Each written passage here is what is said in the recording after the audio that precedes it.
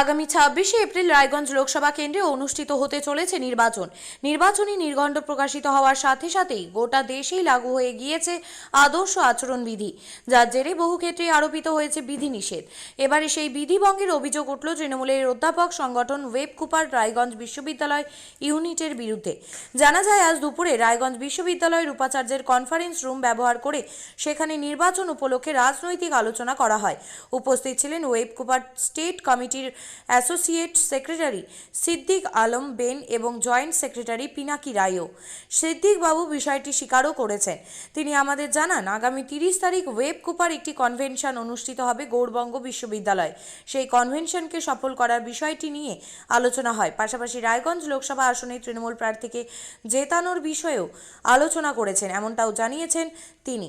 কিন্তু প্রশ্ন হচ্ছে, আদর্শ আচরণবিধি লাগু হওয়ার পর সরকারি প্রতিষ্ঠানে রাজনৈতিক আলোচনা কোনোভাবেই করা যায় না, সেখানে তারা কি করে এই কাণ্ড করলেন? ঘটনার কথা চাউর হতেই এদিন অস্বস্তিতে পড়ে যান ওয়েব কুপার 25 জন সদস্য। তারা ড্যামেজ কন্ট্রোল করার জন্য ময়দানে নামেন। উপাচার্য ডক্টর দীপক কুমার রায় জানান, এটি কাম্য নয়, খতিয়ে দেখা হবে। ছিলাম আর কি, সেই সময় জানতে পারলাম যে ইলেকশন কোড অফ কন্ডাক্ট চালু হয়েছে এবং সেই জন্য সঙ্গে সঙ্গে ওটাকে সরিয়ে ফেলা হয়েছে। পরবর্তীতে শুনে তারপরে যদি কোনোভাবে কিছু কি ঠিকঠাক থাকে তাহলে পরে হবে, নাহলে যদি ইলেকশন কোড অফ কন্ডাক্ট চলে তাহলে তো আমরা কিছু করবো না। স্যার, আপনার নাম? পিনাকি রায়। স্যার, আপনি নিজেই বলছেন মডেল কোড অফ কন্ডাক্টের কথা, আপনারা নিজেরা মিটিং করছেন, সেই মিটিংয়ে আপনারা তৃণমূল কংগ্রেসকে ভোট দেওয়ার কথা না, বলছেন। তৃণমূল কংগ্রেসকে ভোট দেওয়ার কথা একবারও বলা হয়নি। আপনাদের সংগঠনের লোক বললেন তো আমাদের, আমরা তো জিজ্ঞাসা করি, আমরা জিজ্ঞাসা করিনি, উনি নিজে একবারই বললেন আমরা আমার লোকসভা প্রার্থীকে ভোটে যেতাম। ভোটের কথা কিছু বলা হয়নি। যেটা আছে সেটা হচ্ছে আমাদের একটা কনভেনশন হবে, সেই কনভেনশনের ডিটেলসটা আলোচনা করা হয়েছে। বিষয়টা নিয়ে কি একটু অস্বস্তিতে পড়েছেন তাহলে? না, কোনো অস্বস্তির কোনো ব্যাপার নেই। আমরা মডেল কোড অফ কন্ডাক্টের সঙ্গে এটার কোনো কানেকশন নেই। একটা কনভেনশন হবে, সেই কনভেনশনে কী করা হবে সেটা নিয়ে আলোচনা করা হচ্ছে। আমার নাম ডক্টর সিদ্দিক আলম বেগ। আপনি? হ্যাঁ। দর্শন বিভাগের অধ্যাপক, অ্যাসিস্ট্যান্ট প্রফেসর। ওয়েব কুপার কি পদে আছেন? আমি web Cooper associate secretary state committee পদে আছি। আচ্ছা, আজকে আপনাদের ওয়েব কুপার কি হলো ওখানে? আপনারা জানেন সম্ভবত 30 তারিখে আমাদের ওয়েব কুপার স্টেট কনভেনশন আয়োজন করা হয়েছে গৌড়বঙ্গ বিশ্ববিদ্যালয়, এবং সেই সাথে রায়গঞ্জ বিশ্ববিদ্যালয়কে সহযোগী ইনস্টিটিউশন হিসাবে আমরা থাকছি সাথে। তো সেই 30 তারিখের কনভেনশন উপলক্ষে আমাদের এখানে একটি ছোট্ট মিটিং ছিল।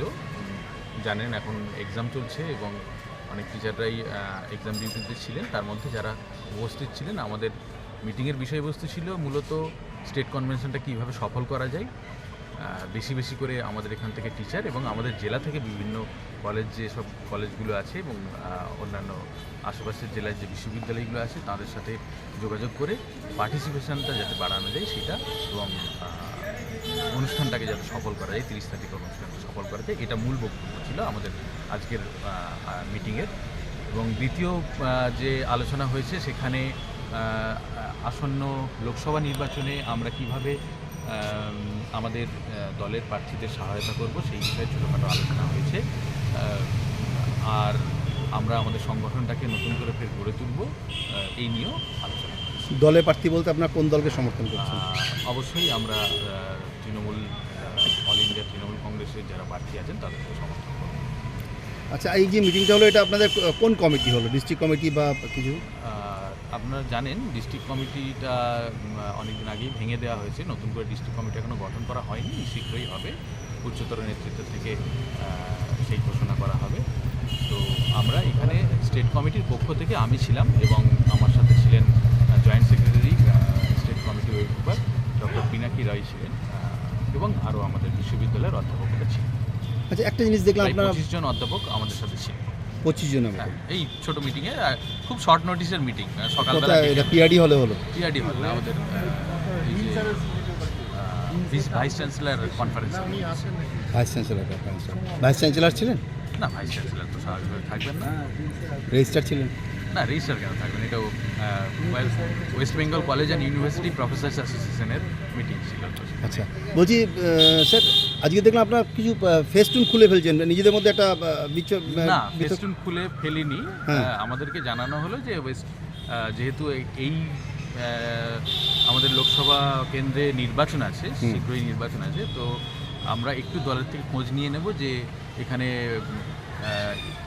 ওই যে কোড অফ কন্ডাক্ট কীরকম কী আছে সেখানে আমরা ফেস্টুনটা লাগাতে পারি কি না সেটা জেনে নিয়ে আবার আমরা লাগাবো।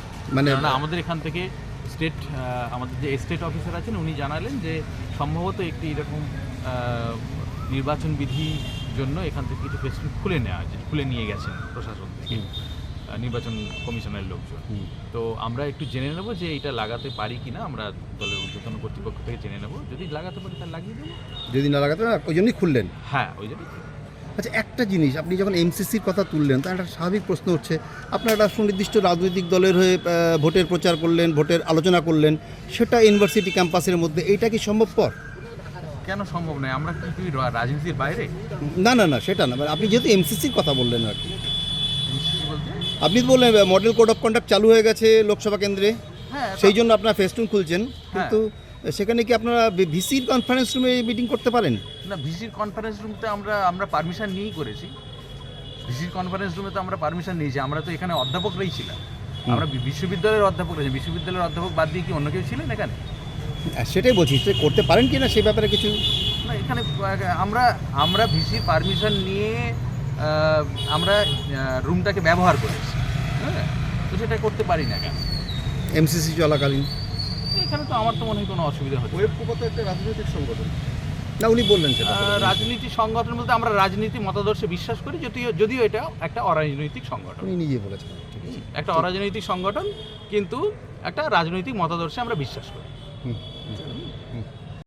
কনফারেন্স রুমে একটা ওয়েবকুপার মিটিং হয়েছে, তো এমসিসির তো আপনারা চিঠি চাপাটি পেয়ে গেছেন অলরেডি, এমসিসিতে লাগু হয়ে গেছে, তো এমসিসির পরে এই ধরনের মিটিং হতে পারে না? টিচাররা তাদের নিজস্ব বিষয় নিয়ে, টিচারদের প্রমোশন ইত্যাদি বিষয় নিয়ে তারা আলাদা করে বুঝতেই পারে কনফারেন্স রুমে, ঠিক আছে? সেখানে যদি কেউ ব্যানার লাগায় ইত্যাদি লাগায়, সেক্ষেত্রে একটা সবাই জানেন কোড অফ কন্ডাক্ট একটা ইলেকশনের দিক থেকে একটা অবজেকশন আছে, সেটা আমি পরবর্তীকালে শুনলাম, এবং টিচার যারা এটা করেছেন তারা বলেছেন তারা নিজের ভুলটা বুঝতে পেরেছেন এবং সংশোধন করে নিয়েছেন।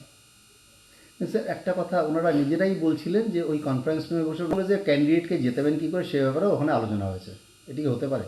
না, এরকম যদি মিটিং হয়ে থাকে নিশ্চয়ই এটা কাম্য নয়, কিন্তু তারা খবর দিয়েছেন যে ওখানে বসবেন। এখন কোনো টিচার যদি আমাদের কোথাও বসতে চান যে আমরা বসবো একটু পারস্পরিক আলোচনা, ইলেকশন সংক্রান্ত, ইলেকশন মানে ইলেকশনের ডিউটি অনেকের পড়েছে, সে নিয়ে টিচারদের মধ্যে একটা ক্ষোভ তৈরি হয়েছে যে তারা ডিউটি দেবেন কি না। গতকাল আমরা বসেছিলাম তাদের সঙ্গে, নিয়ম অনুযায়ী যা হবে সেটা তো ডিএমের থেকে চিঠি এসছে, সেটা নিয়ম অনুযায়ী যা হবে পরবর্তী পদক্ষেপ গ্রহণ করার চেষ্টা আমরা করব। আমাদের এন্ড থেকে আমরা চিঠিও পাঠিয়ে দিয়েছি। অতএব সেগুলো নিয়ে আমাদের ইন্টারনাল বিষয় নিয়ে টিচাররা তো বুঝতেই পারেন, যে কোনো সময় বুঝতে পারেন। কিন্তু তারাই বলছেন লোকসভা নির্বাচনের জন্য করছে তারা ওয়েবকুপার, তারা আমার মনে হয় যে ওরকম কোনো পলিটিক্যাল ইস্যু কোনো নয়, এবং গতকাল যেহেতু টিচারদের সঙ্গে বসেছিলাম, ইলেকশন ডিউটি নিয়ে একটা প্রবলেম হয়েছিল, সম্ভবত যদি এরকম জানতে পারেন তাহলে সেক্ষেত্রে কি আপনি ব্যবস্থা নেবেন? সেটা আমাকে তদন্ত করতে হবে এবং টিচারদের সঙ্গে কথা বলতে হবে, এবং কথা বলার পরে যদি এরকম কোনো ঘটনা ঘটে থাকে আগে তাদের সঙ্গে আমি কথা বলবো, কথা বলার পরে পরবর্তী পদক্ষেপ গ্রহণ করব। কি পদক্ষেপ নিতে পারেন এই ক্ষেত্রে? কী হয়েছে আগে দেখতে হবে, তার ভিত্তিতে পদক্ষেপ হবে। আমাকে ঘটনাটা জানতে হবে, জানার পরে আমি যদি আমরা যেমনটা বলছি যে উনি নিজের থেকেই স্বতঃপ্রণোদিতভাবেই উনি বলেছেন যে তিনি লোকসভা নির্বাচনের একটি দলের হয়ে তারা দলের প্রার্থীদেরকে তিনি প্রচার করবেন তাদের পক্ষে। আমি আবার জিজ্ঞাসা করলাম কোন দল, তিনি বললেন অলরেডি তৃণমূল কংগ্রেস, নিজের থেকেই স্বতঃপ্রণোদিতভাবে। আমরা কোনো প্রশ্নের যে বেড়াজালে ফাঁসিয়ে এটা জানতে চাইনি। তো যদি এটা আমাদের কথাটা সত্যি হয় সেক্ষেত্রে আপনি কী পদক্ষেপ দেবেন? শুধু এগুলো তো জটিল বাক্য, যদি, তবে, তখন। আমরা যদি আমরা সরল বাক্যে এগোবো, সেটি হচ্ছে এরকম কোনো ঘটনা ঘটলে সেই নিয়ম অনুযায়ী যা ব্যবস্থা গ্রহণ করে সেগুলো নেব, কোনো অসুবিধা নেই।